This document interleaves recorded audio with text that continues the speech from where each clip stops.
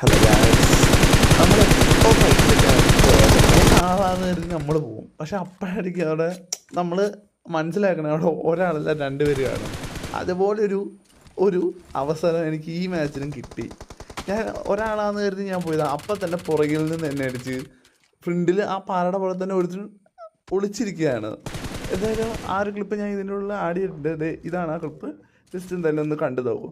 അവൻ അതിൻ്റെ പുറകെ ഒരുത്തിനുണ്ട്, അവനെ അടിച്ചിട്ടു. എന്നാൽ അപ്പം തന്നെ പുറകിൽ നിന്ന് എനിക്ക് അടി വന്നു. ഞാൻ കവറിൽ കയറി. എന്നാൽ അവനെ ഞെക്കണല്ലോ എന്ന് അവിടെ വേറെ ആളുള്ള കാര്യം എനിക്കറിയില്ല. ഞാൻ റീലോഡ് ചെയ്തൊക്കെയാണ് പോകുന്നത്. അവിടെ ഒരു കിടന്നു. എൻ്റെ ഭാഗ്യം കൊണ്ട് അവനെ അങ്ങ് കിട്ടി. എന്നാൽ മറ്റവനെ അടിക്കാമെന്ന് ഓർത്ത് നോക്കിയത് എൻ്റെ ടീംമേറ്റ്സ് കയറി അവനെ അടിച്ച്. അവൻ്റെ ബാക്കിയാണെങ്കിൽ അപ്പുറം കോമ്പൗണ്ടിലുണ്ടായിരുന്നു.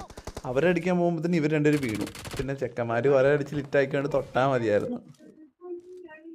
ഇത് ലാസ്റ്റത്തെ ടീമായിരുന്നു. അതിലൊരുത്തിന് ഞാൻ നോക്ക് ചെയ്ത് ഡയറക്റ്റായിട്ട് പുഷ് വെച്ചു. പക്ഷെ അപ്പോഴത്തേനും അവരുടെ ടീംമേറ്റ് അവിടെ വന്നു, രണ്ടുപേര് സപ്പോർട്ട്. അവരെ അടിച്ചിട്ടും. ഇത്രയുള്ള വീഡിയോ ഇഷ്ടപ്പെട്ടാൽ ലൈക്ക് ചെയ്യുക, സബ് ചെയ്യുക, സപ്പോർട്ട് ചെയ്യുക. Thanks for watching.